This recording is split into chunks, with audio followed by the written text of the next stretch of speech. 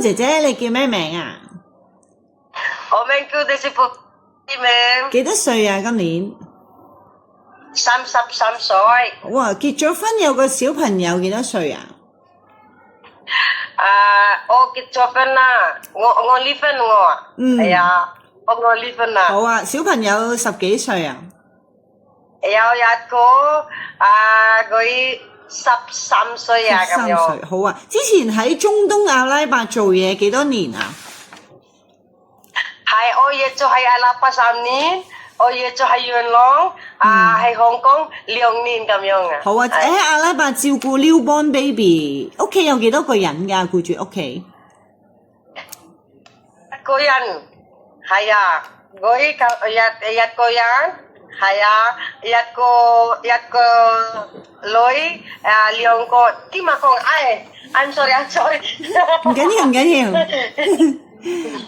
照顧一個 newborn 2個小朋友，係咪 total 5個人啊？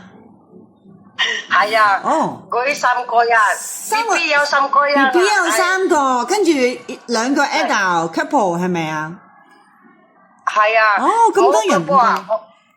哦，明。3個人喺阿拉伯係。好啊，咁你照顧 newborn 中唔中意照顧小朋友啊？中意。如果湊2個小朋友，你得唔得啊？冇問題啊，係。好啊。咁你識唔識煮中國餸啊？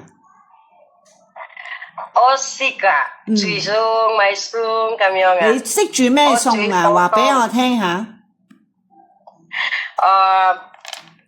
米餸、清煲湯咁樣啊，清煲湯、米脆油咁樣。好啊。